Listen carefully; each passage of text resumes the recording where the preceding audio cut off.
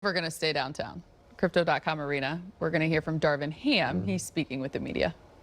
Tonight, and I know winning the game is the most important thing, but seeing what LeBron has accomplished, and I'd like for you to put into words how it affected you and your team. You know, I just think it was a blessing and an honor to be able to be a part of it. You know, I'm of a certain age, so I know what Kareem meant to the league. Just, you know, being a huge basketball fan as a youngster, him being one of my favorites. Just, you know, from Power Memorial all the way up through UCLA and Milwaukee, and him getting to the Lakers, and him playing with Magic, and all the battles with the Pistons and the Celtics all through the 80s. You know, I know what Kareem meant to this league. He was one of the pillars that built this league, that helped build this league. And then to see Bron, you know, his whole trajectory coming into the league as a youngster straight out of high school, and just what he's done to just transcend even basketball, like to just, he's become a global icon. And all of the work he puts in on and off the floor, his businesses, him speaking out on social issues, his leadership. Like I said, he's an example to not just young basketball players, but young human beings, you know, domestically and internationally, for how to be a professional, how to have passion, how to be persistent, productive, and never to be satisfied. So to be able to be out there with both of those guys and, you know, see Bron with his wife, his kids, his mom, all his loved ones there celebrating this moment with him, it was truly, truly special. Darvin, just want to ask you about your history with LeBron and going back to playing against and then coaching against for years. So what you've noticed about him as a scorer now that you've been inside the huddle with him, and what you've picked up on this year? I mean, just his willingness to attack from any and all areas, whether he's handling the ball, whether he's off the ball, playing pick and roll as the handler and the screener, catch and shoot threes off the dribble, pushing it with pace and transition, getting to the rim. I mean, he's multifaceted. You know, you can't put him in a box. He does a little bit of everything and does it well. And so just seeing that, it's fun as a coach when you can move, you know, your star players, and we have a couple of them, guys where we can move them around to different areas and they can still be effective. Darvin, before the game and over the last few days, whenever we've asked you about this, you've always maintained, like, it's great, but we need to stay in the moment, in the game, and stuff like that. Do you think your team did that early with all the emotion, or do you think that maybe all the energy towards LeBron, that it might have knocked you guys out of what you wanted to do? Yeah, I kind of felt like, you know, 66 points is a lot of points to score in a half, but yet and still we gave up 76. So our defense, you know, had its lows early and late. You know, our offense, I think, got stagnant. And, you know, the guys, they wanted to see Bron do what he did tonight, you know. And a lot of times I think the attention was more about, the focus was more about trying to get Bron to the record as opposed to just playing natural basketball. And we were able to, you know, make some good plays, and he did what he did. He eclipsed the record. But, you know, we just had too many mistakes. You know, our turnovers really hurt us tonight. They came out hot, making threes. It seemed like every three they threw up there went in. But, you know, there were times we had lows and we could have just folded our tent, but we kept fighting to the end. And this is, you know, this is not a lottery team. This is a really talented, young, aggressive team.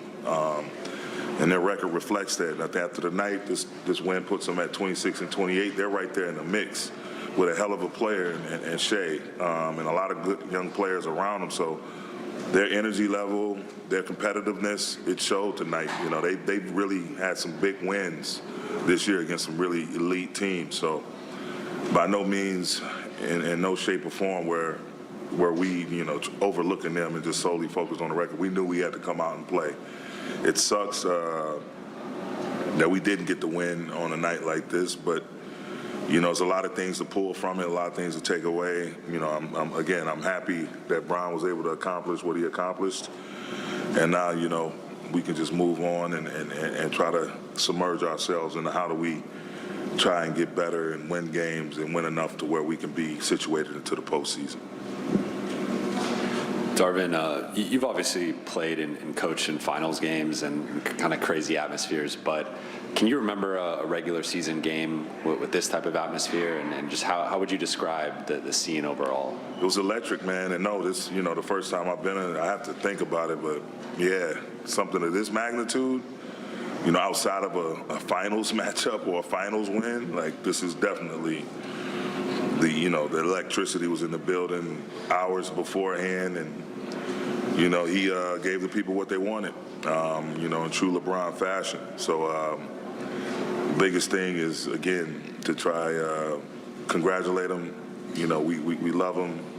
We appreciate everything he does, for the NBA, for our franchise, for everybody involved with the purple and gold. And again, we have to move on and try to see if we can right the ship.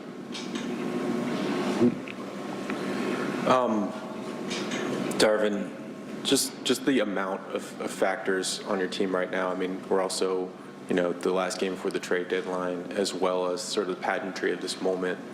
Has that just been a lot for you and your team? Is that just kind of a ton to operate under in these conditions when you're sort of looking at a game like this, a milestone like this, but also just this time of year where a lot of things are up in the air? I don't know if anybody would go to Alaska and complain about it being too snowy or too cold. I knew this was coming when I signed up for the job, brother. It's the Lakers. It's prime time. It's high visibility. I love it. It's get disappointed and frustrated, that when we can't be as consistent as we need to be, but make no mistake about it. I'm extremely thankful to God for putting me in this place in this moment in time. Have a great staff around me. Got some fun players to coach in that locker room. We've shown what we can do. NBA business is going to be NBA business, regardless of what or who it is. Players, coaches, ownership changes, front office changes, doesn't matter. The ship is going to keep on moving. And I'm just thankful to be here with a good crew around me, a great individual to work for, and Jeannie Buss, a great individual to work with, and Rob Pelinka, and get to coach LeBron James every day along with those other guys, AD, Russ, special talents. And we're going to continue to make sure that, we're on the right track to getting us back to where we should be at the top of the food chain. But I'm not depressed in no way, shape, or form, man. I'm actually ecstatic that I'm even here and in this position and doing what I'm doing every day. Lakers take on the Bucks on Thursday night. You can catch all the action right here, starting with pregame at 6.